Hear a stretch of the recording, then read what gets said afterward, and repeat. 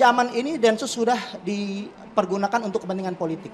Untuk mempergunakan menyerang lawan-lawan politiknya untuk diteroriskan. Saya kira yang menjadi catatan jangan sampai ini menjadi alat politik, alat untuk melakukan kriminalisasi, alat untuk melakukan satu represi atas nama hukum, ya, atau dibuat-buat. Ya, nanti kita harus awasi.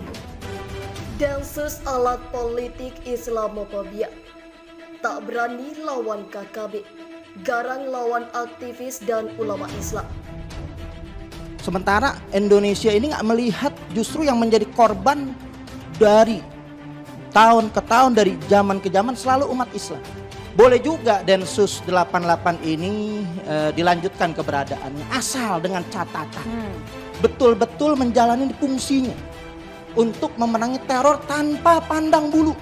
Cepat banget, gercep banget ketika bersinggungan umat Islam, baru diduga bisa ditembak di jalanan. Padahal kita mengedepankan asas hukum adalah praduga tak bersalah.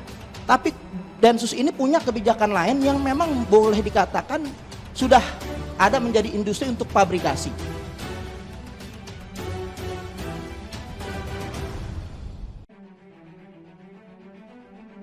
Densus sibuk ngurusin kotak amal, sibuk ngurusin air zam-zam, sibuk ngurusin pohon kebun kurma dan sebagainya, yang semuanya sangat identik lekat dengan stereotip Islam. Pada saat yang sama di timur sana Papua sudah jelas-jelas merobek-robek merah putih, membakar desa, membakar puskesmas, membunuhi warga, TNI, Polri dan sebagainya, dan jelas-jelas menantang.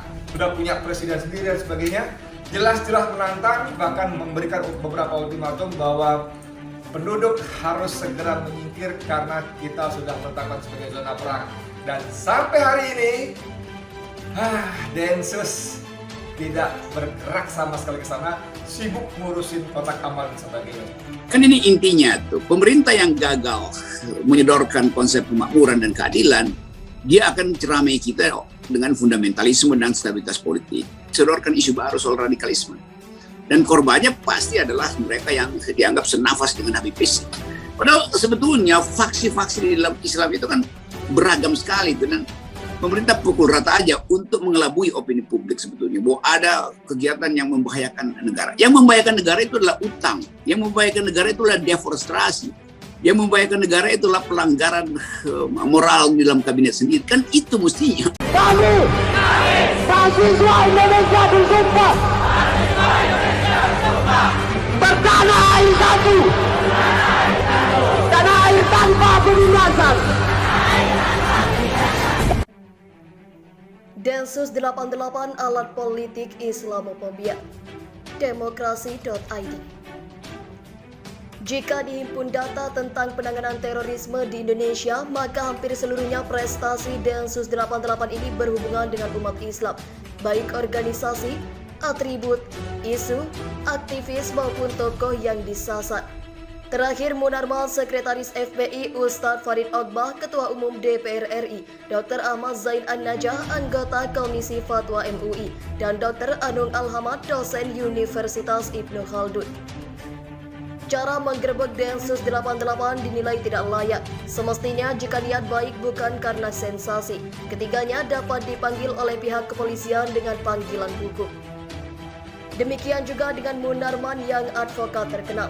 Wajar akhirnya orang mempertanyakan kinerja Densus 88, institusi penegak hukum atau alat kepentingan politik. Islamofobia yang menjadi sorotan dari kepentingannya. Anggota DPR fraksi Gerindra Fadli Zon menyarankan agar lembaga berbiaya besar ini sebaiknya dibubarkan saja. Islamofobia tidak boleh menjadi basis kerja Densus 88. Masyarakat membandingkan tidak bekerjanya Densus menangani KKB Papua yang nyata-nyata teroris, terorisme yang membahayakan bangsa dan negara, sehingga muncul ejekan Densus itu beraninya hanya kepada kotak amal dan pohon kurma tetapi kepada senjata mengkerut. Sejak penyerangan kepada Menara Kembar WTC di New York, memerangi terorisme menjadi isu politik global. Target yang disasar juga organisasi, atribut, isu, aktivis, dan tokoh Islam. Sentral musuh bersama yang dijadikan hantu adalah Al-Qaeda. Dunia Islam dilumpuhkan dengan mengendalikan pemimpin negara Islam dengan hantu terorisme dan ninabobo alokasi pembiayaan.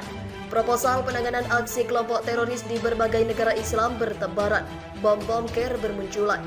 Akhir dari isu politik global adalah diselesaikannya tugas Osama bin Laden yang menyisakan buntut ISIS pimpinan Abdurrahman al-Baghdadi yang ujungnya diselesaikan juga Amerika pun hengkang.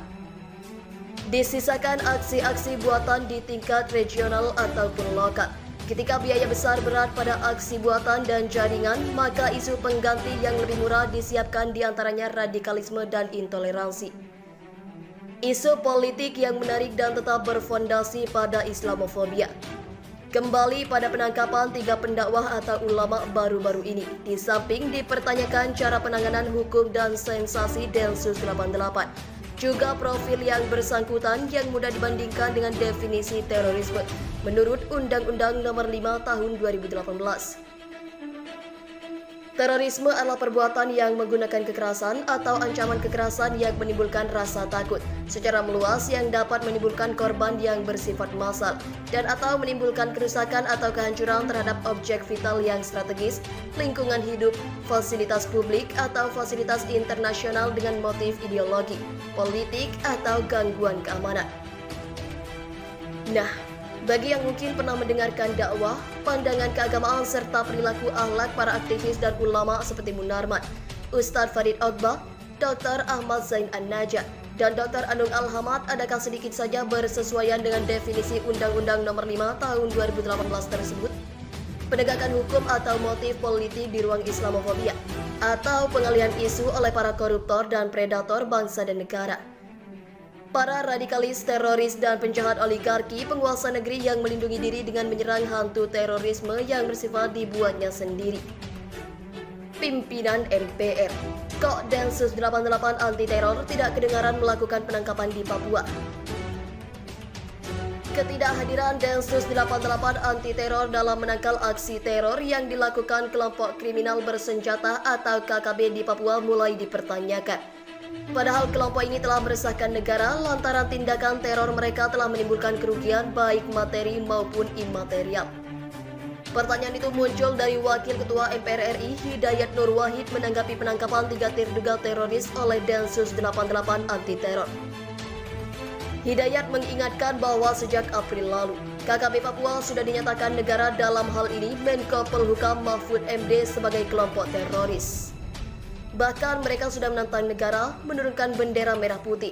Mereka sudah membunuh prajurit TNI, Polri, membunuh nakes, membakar pasar, puskesmas, dan juga sekolah. Ini teroris yang nyata di depan mata dan mengancam NKRI.